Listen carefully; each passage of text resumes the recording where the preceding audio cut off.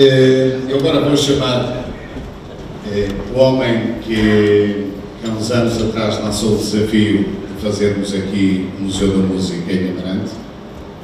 Ele é natural de uma terra, digo em tom de brincadeira e desculpem, lá no cu do mundo, que se chama Alvaiazer. Conhecemos-lo porque negociámos com ele um piano de cauda um dia, por telefone. Depois o conhecimento foi pessoal, fomos tendo uma boa relação, excelente relação. Lançou o desafio e, passado este tempo todo, voltou a lançar o desafio e estamos aqui a levar a efeito. Ele é musicólogo, formado em musicologia, é professor no Conservatório de Música de Coimbra. Eu ia pedir o vosso aplauso ao Dr. António Cardo, que vai fazer o elogio musical do nosso maestro.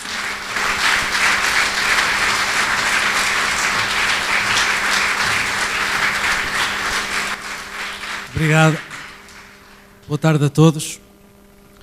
Quando o Delfim me pediu para fazer um resumo do percurso musical do mestre António Vitorino de Almeida, comecei a escrever umas coisinhas e já ia em 60 ou 70 páginas A4.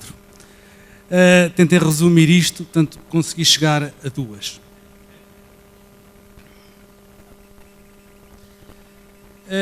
A 21 de maio de 1940, nascia em Lisboa aquele que viria a tornar-se um dos maiores compositores da história da música portuguesa. Compositor, maestro, pianista, escritor, realizador de programas de televisão, isto só para referir algumas das áreas onde o nosso homenageado é simplesmente brilhante. Foi profundamente marcado pelas referências culturais que o ambiente familiar lhe proporcionou. O seu avô paterno, Achilles de Almeida, era músico amador, poeta, autor e encenador de peças de teatro. A sua mãe, Maria Amélia Goulart de Medeiros, de origem açoriana, também esteve ligada ao canto lírico. O seu pai, conhecido advogado de nome Vitorino de Almeida, foi um dos responsáveis por desenvolver no seu único filho o gosto pela música. Com todos estes antecedentes artísticos, o jovem António começou muito cedo a aprender música. Aos 5 anos compôs a primeira obra. Aos 7 anos deu a primeira audição, onde interpretou peças de Mozart, Beethoven, para além de 2 peças da sua autoria. Apesar de ter sido considerado um menino prodígio, teve uma infância normal. Após ter concluído o curso superior de piano no Conservatório Nacional de Lisboa, com 19 valores, obteve uma bolsa de estudo do Instituto de Alta Cultura para estudar composição em Viena de Áustria. Em Viena de Áustria, concluiu uma pós-graduação com a mais alta classificação atribuída pela Academia de Música, que em terras austríacas frequentou. Fixou residência em Viena, onde viveu durante 20 anos, vindo a Portugal com relativa regularidade.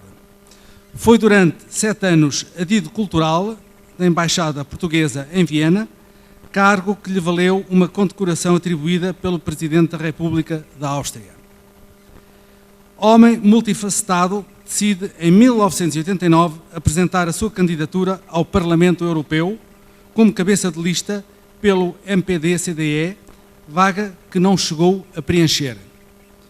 Para além desta breve incursão política, passou pelo cinema, pela televisão, pela escrita, pela rádio, pelas aulas que lecionou na Universidade do Porto, só para referir as principais. Considera-se essencialmente um compositor, argumentando que a música é o elo de ligação que dá consistência a tudo o que faz. Tem uma obra notável que abrange os mais variados géneros musicais, desde a ópera, à música sinfónica, à música de câmara, música para piano, música para cinema e teatro e ainda o fado.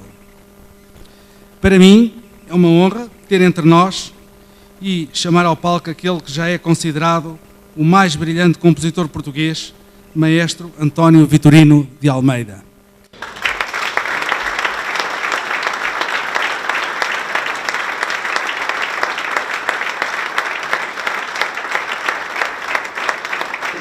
filmes que o professor... Como é que se chamava? Professor Carlos. Como é que se chamava? É o professor que... O senhor do restaurante estava muito satisfeito porque tinha lá um maestro. E então, é o professor Medeiros, Professor Medeiros. Só mais um nome, Amarante. Bem, pedir luzes para aqui, por favor. E agora sim, meus senhores e minhas senhoras, chamamos ao palco Maestro António Vitorino de Almeida.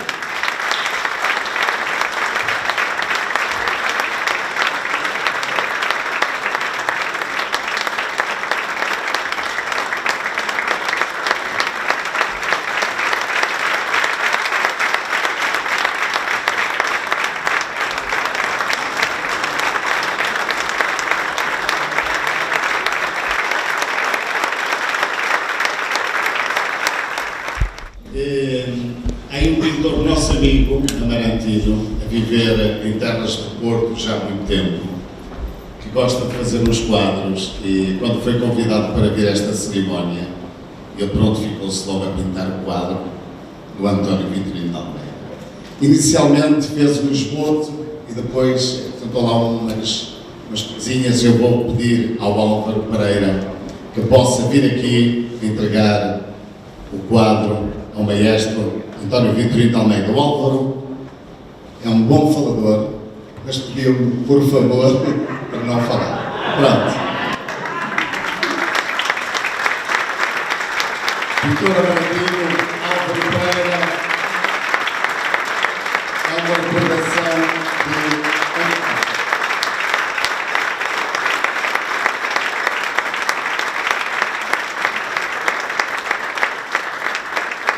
Muito bem, o Álvaro está favorecido, não é este? Deve ser o do São Gonçalo, quer dizer. O maestro ontem estava muito curioso a perguntar ao Sr. Presidente como é que se puxa aquela corda. Tem que existir, não sei. Mas quero já agradecer muito e fico muito orgulhoso de ter um retrato associado a uma paisagem claramente de Amarante. Portanto, quer dizer, agradeço ao pintor, agradeço a todas as pessoas que estão. O maestro vai fazer o seu discurso. Nós, sinceramente, numa primeira fase, tivemos alguma dificuldade em saber o que é que haveríamos de oferecer ao maestro. Depois, num lampejo de inspiração, decidimos oferecer isto que é tão nosso, que é precisamente uma viola amarantina personalizada. Aqui está. E tem outra coisa, eu ia pedir ao Silva que se levantasse, é o construtor desta viola. Toda esta viola foi feita à mão.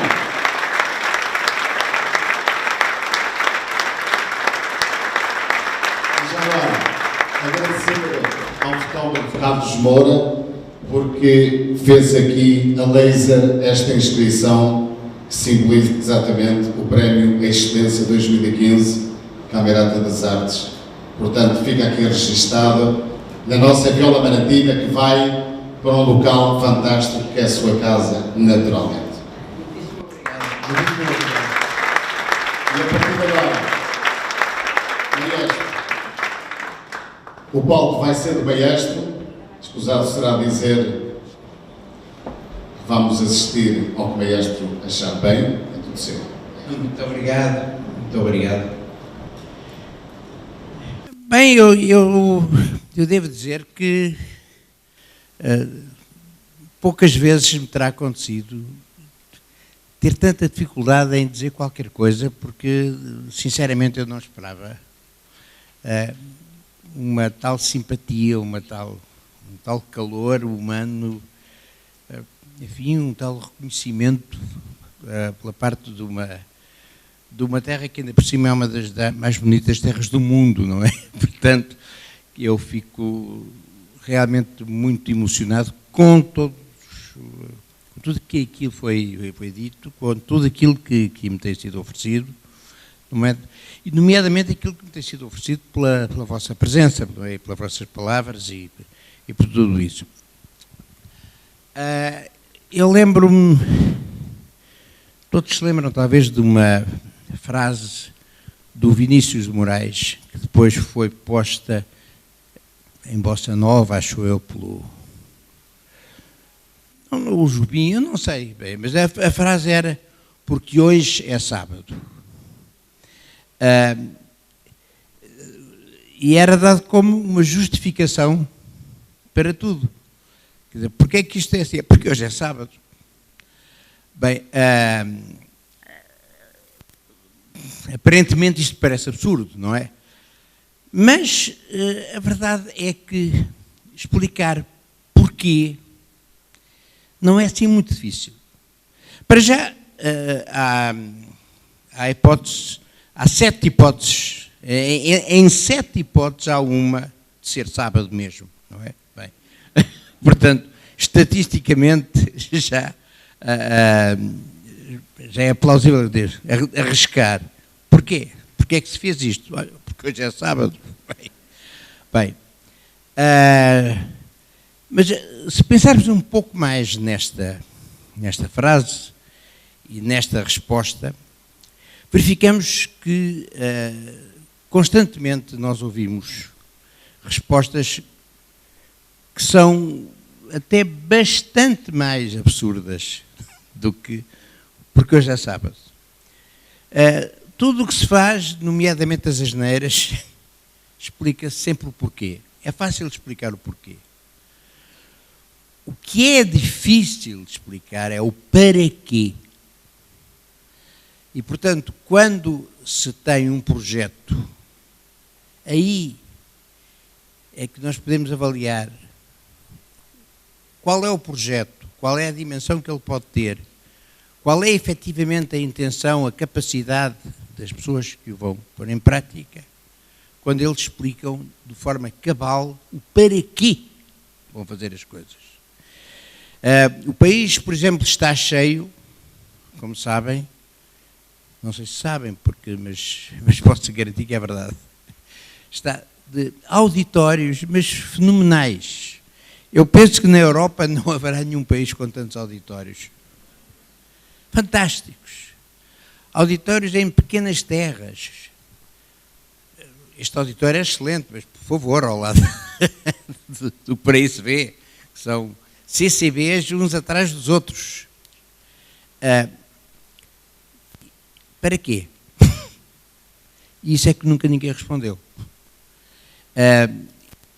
E não respondeu, e também não respondeu porque, efetivamente, a maioria desses auditórios, essas enormíssimas salas de espetáculo para 600, 700, 1000 pessoas, com palcos extraordinários, com uma teia fantástica, teoricamente é muito bom, mas para quê? Se não fizerem lá nada. Eu cheguei uma vez a fazer um concerto, por acaso não era um concerto meu, eu ia comentar um concerto de um amigo meu, um grande pianista, o João Lima, que fez um concerto e disseram-nos, o concerto é no palco. Eu disse, é normal, não? Não, mas é no palco mesmo, mas claro, é no palco. Mas depois é que eu percebi que o concerto era feito no espaço do palco, pois tinha o pano de ferro corrido, porque a sala nem sequer era utilizada. Quer dizer, e depois também vim a saber que era muito comum isso acontecer. Ora, esse para quê fazer as coisas é aquilo que realmente deveria orientar uma chamada política cultural em qualquer país. Explicar para que é que as coisas vão ser feitas e então, sim senhor, fazê-las. Porque o porquê, como vos disse, basta dizer porque hoje é sábado. Não é? E não adianta muito mais. Eu fiquei muito impressionado com o pequeno documentário que aqui foi apresentado. Precisamente houve uma das, e algumas palavras também, muitas das palavras que aqui foram ditas, relativamente a fazer concertos, a fazer música, a não ter qualquer problema em fazer concertos, ou organizar em bairros populares, em bairros até considerados perigosos, como na Cova da Moura, em Lisboa, por exemplo. Que é mais difícil, sem dúvida alguma, ir à Cova da Moura do que a uma freguesia de uma aldeia, isso é verdade. No entanto, eu sempre disse, então ontem estava a conversar com o Sr. Presidente e aqui com todos estes amigos, a música, não sei se por acaso ou não, mas a verdade é que a história da música nos apresenta uma grande quantidade de grandes compositores, que foram pessoas nascidas em famílias do mais humilde que se possa imaginar, pobres, camponeses, com grandes dificuldades.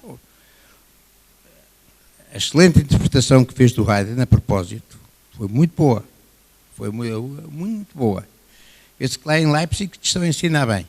Bem, mas a verdade é que, por exemplo, o Haydn era uma família de camponeses que viviam assim, 5 pessoas no mesmo quarto. Ele foi para uma escola de música em Viena, que era a escola que era feita na Catedral, e para lhe garantirem um futuro mais ou menos, enfim, eu espero que eles não tenham tido o descoco de dizer que era um futuro risonho, mas enfim, mas para lhe oferecerem um futuro mais ou menos garantido financeiramente como músico, o pequeno sacrifício que lhe pediam, ele tinha 12 anos na altura, era ser castrado. Bem, isto mostra bem realmente como eram pessoas realmente que estavam sujeitas a tudo, sem socialmente, sem ser castrado. Quer dizer, o ser castrado, há que explicar que era, teoricamente ele ficaria com uma voz especial, não é? Mas era teoricamente, porque na prática muitas vezes eram castrados e ficavam sem voz nenhuma. Bem, isso aconteceu a muitos. Mas o Schumann, que você tocou aqui, não era uma família tão pobre, não era uma família, mas era uma família da chamada pequena burguesia, mas, no entanto, aquele rapaz foi aluno do futuro sogro, e o futuro sogro foi um grande professor, foi o Wieck, mas era um estupor como não se pode imaginar. Quer dizer, o que ele sofreu, o Schumann, para poder casar com a Clara Schumann, isto porque o professor, que era professor de piano, e que era pai da Clara Schumann, que seria uma das maiores pianistas mundiais de todos os tempos, e também uma grande compositora. Isso é uma coisa que ainda vai, ainda estamos no início de perceber que a história da música teve compositores e compositoras. As compositoras até aqui têm estado atrás de um biombo, quer dizer, mas a pouco e pouco começam a aparecer e começa a saber-se a verdade. A Clara Schumann foi uma grande compositora, mas o Wieck não queria que o Schumann casasse com a filha, pois dizia que a carreira dele não era segura. Quer dizer, isto, o músico não não é garantia nenhuma, quer dizer, ele ganhava a vida a dar lições de piano, mas não acreditava que tocar piano fosse uma forma de vida. A estas incoerências todas. Eu citei vários compositores que eram pessoas que viviam, de facto, que nasceram em condições de extrema pobreza. O Bruckner, além das condições de extrema pobreza, era um camponês que mal sabia ler e escrever, não é? Mal sabia, ou melhor, falava pessimamente, dizia imensos disparates a falar e coisas assim. No entanto, foi um grande compositor. E por aí adiante, e agora a que propósito é que a música feita por estas pessoas não pode ser entendida por essas pessoas. Se eles fizeram a música, porque é que as pessoas das classes mais desfavorecidas, ou mesmo que não sejam desfavorecidas, vamos imaginar mesmo camponeses, pessoas com pouca cultura académica, ou nenhuma cultura académica. Mas porquê é que eles não andam a entender a música que foi feita por pessoas que tinham exatamente a mesma falta de cultura académica que eles tinham? Porque muitas dessas pessoas, não eram... Depois, ao longo da vida, naturalmente, foram evoluindo alguns. O Haydn foi sempre um camponês, quer dizer, o Papa Haydn, como o Mozart lhe chamava, não é? O Papa Haydn era sempre assim enfim, não era propriamente um tontinho, não. O Bruckner era um tontinho, não é? Mas o Haydn não era, mas enfim, era um homem, um simplório, não é? E, no entanto, fez aquela música extraordinária e, portanto, não há nenhuma razão para que as pessoas todas não entendam a música que foi feita por essas mesmas pessoas. E uma das partes que mais me comoveu aqui foi uma parte em que estou a tocar, vê-se só a parede, mas do outro lado estavam, não sei, talvez 300 presidiárias, 300 mulheres que estavam presas numa das cadeias de mulheres aqui do país, e não houve problema nenhum. Não houve problema nenhum em eles entenderem, eles entenderam a música perfeitamente. Não tive dificuldade. Assim como, efetivamente, no tal concerto na Cova da Moura, em que se tocou uma sinfonia de Mozart, foi que a orquestra aqui, a Orquestra do Norte, comigo fez uma sinfonia de Mozart e uma sinfonia de Schubert para o público da Cova da Moura, que estava de pé, obviamente, não havia cadeiras, então estava na rua, as mães com as crianças ao colo e tudo. Sinceramente, não houve nenhum problemas de barulhos, nem nada. Há muito mais tosse na Gulbenkian, sinceramente. A sério. Portanto, a verdade é que, por exemplo, esse concerto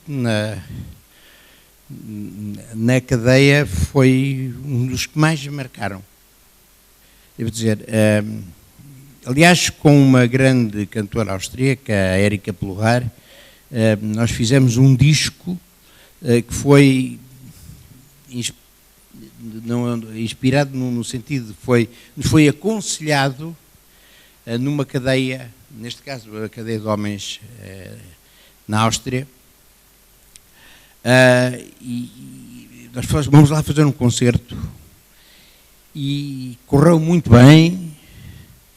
Sinceramente, ali havia talvez aí uns 600 ou 700 presidiários e aqui entre nós havia cada cara